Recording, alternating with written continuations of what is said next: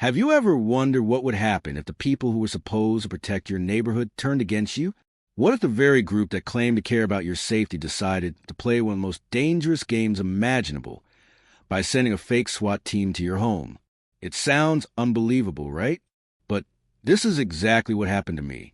And trust me, this story will leave you shocked, angry, and maybe even a little scared how far some people are willing to go when they think they have power.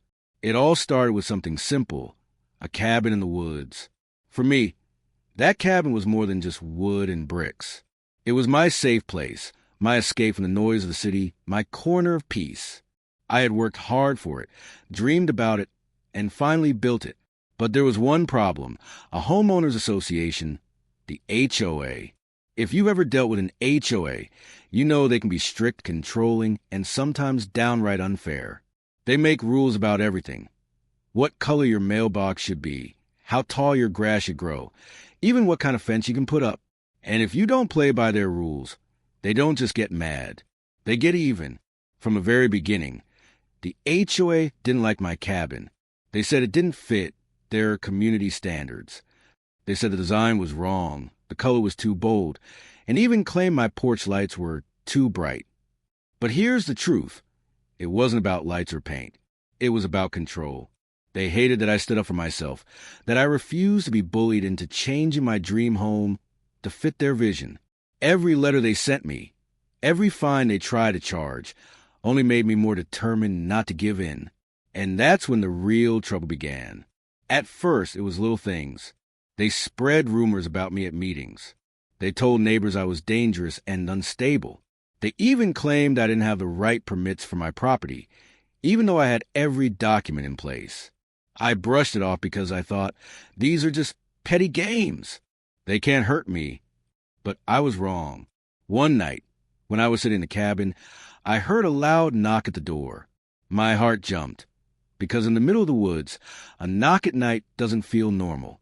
When I opened the door, I froze. Standing there were men in black tactical gear, shouting commands, pointing guns, and telling me to get on the ground. They had helmets, shields, and even a battering ram. For a second, I thought my life was over. Who were these people? Why were they here? They claimed to be a SWAT team, saying they had reports that I was armed and dangerous. They yelled that I had illegal weapons and that I had threatened people in the neighborhood. None of it was true, but in that moment, how could I prove it? My body was shaking, my thoughts racing. I wanted to believe they were real officers. But something felt wrong. Their uniforms didn't look right. Their badges seemed fake. And the way they acted, it didn't feel professional. It felt like a performance. That's when it hit me. This wasn't a real SWAT team. This was a setup. A terrifying, reckless setup. And my number one suspect? The HOA. You see, the HOA had been pushing me harder and harder. They had sent threats disguised as warnings. They left anonymous letters in my mailbox saying I would regret it if I didn't follow their rules. And now, here were armed men pretending to be law enforcement, try to scare me into giving up my cabin. It was beyond crazy. But what the HOA didn't realize was that their little game was about to backfire in the biggest way possible. Because while they thought they were in control, someone else had already been watching.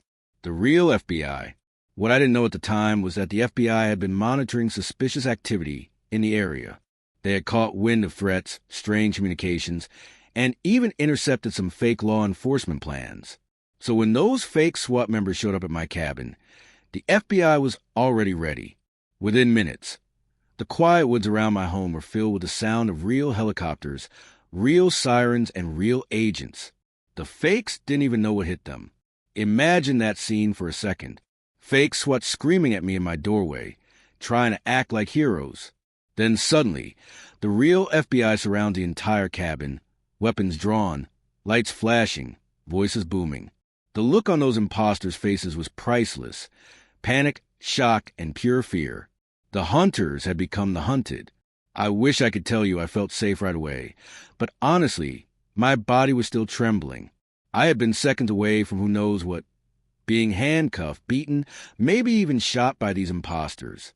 But as the FBI agents took control, as they arrested the fake SWAT and exposed the truth, I felt something else too. relief, justice, and a deep anger that anyone would go this far just to win some neighborhood war. And here's the part that will blow your mind. The HOA was directly linked to it all. Investigators later discovered that some members of the HOA board had hired and organized these fake officers. They thought they could intimidate me, scare me into submission, or maybe even trap me into an arrest that would ruin my reputation. But instead, they ended up facing federal charges. Now, let me pause for a second. What kind of world are we living in where a homeowners association thinks they can create their own SWAT team? What kind of neighbors plot something this dangerous? It's not just about rules or fines anymore. It's about power, control, and the ugly side of human nature. This was not just a story about one man and one cabin. It's a warning. It shows us how far ordinary people can go when they feel they are above the law. And it proves that standing up for yourself can be risky. But sometimes it's the only choice you have. The night at the cabin changed everything for me. I no longer looked at the HOA as a group of rule-enforcing neighbors. I saw them for what they really were. People drunk on power, willing to cross any line, even lines that could get people killed. And as the FBI agents led those imposters away, I made a promise to myself. I would never be silent again. Because here's the truth. When you let bullies win, they don't stop. They only grow stronger. And sometimes you have to risk everything to expose them. So what happened next? How did the investigation unfold? What did the FBI uncover about the people behind the fake SWAT? And most importantly, what happened to the HOA that thought they could get away with this? Stick around, because in the next part of the story, I'll reveal how deep the corruption went, how the case exploded in the media, and how the truth finally came out for the world to see.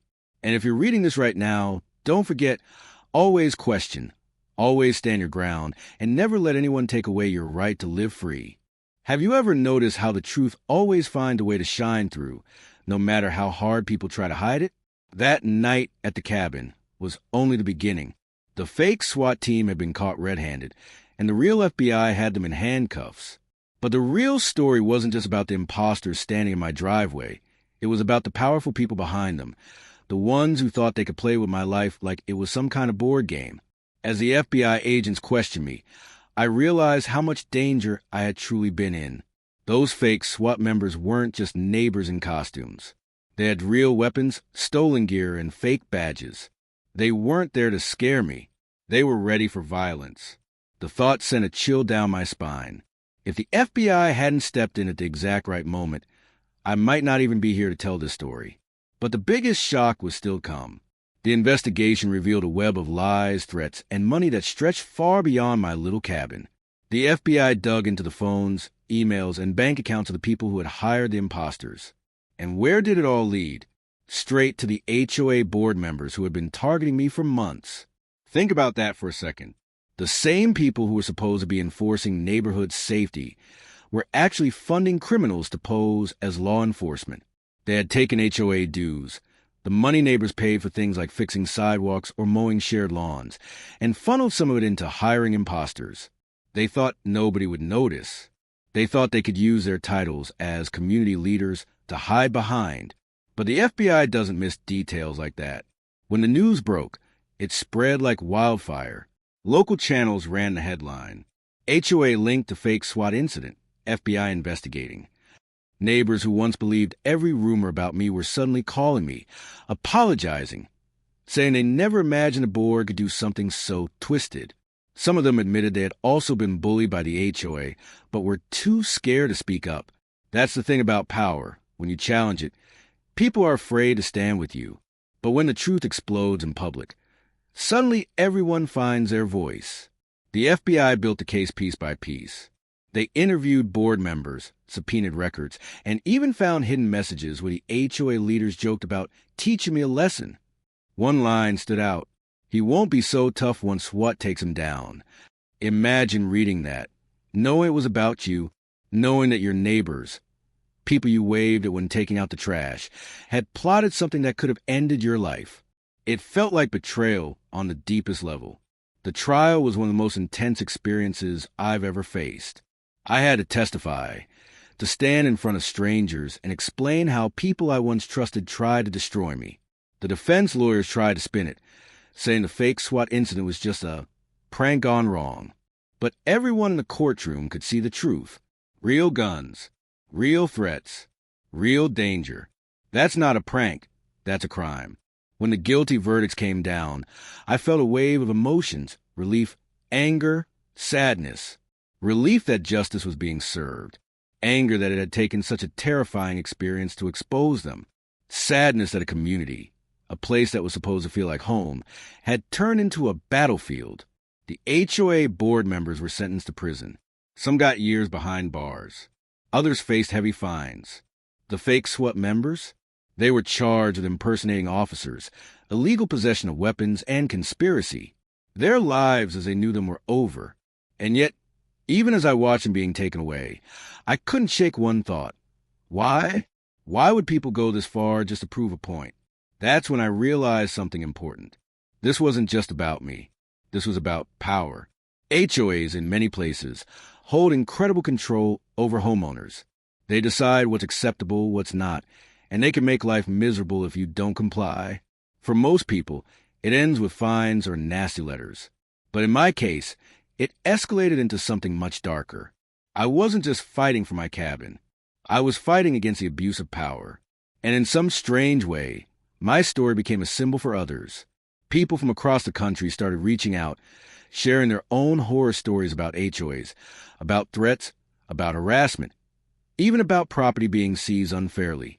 My story gave them the courage to speak up. Looking back, the cabin doesn't feel the same anymore. It used to be just a retreat, a quiet place to rest. Now it feels like a monument, a reminder of what I survived. When I sit on the porch, I can still picture the flashing lights of the FBI surrounding the imposters. I can still hear the shouts, the orders, the chaos.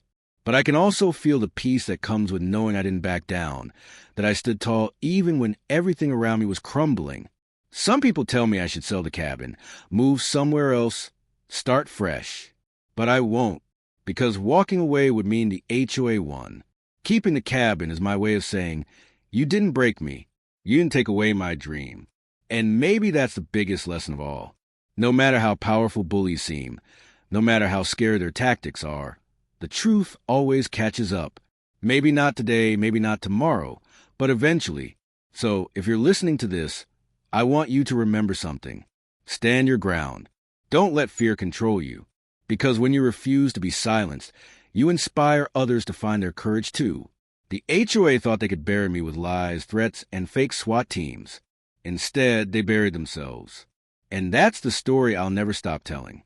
Because this isn't just about one man and one cabin. It's about what happens when ordinary people stand up against extraordinary corruption. And it's about the power of truth to turn even the darkest night into a story worth sharing.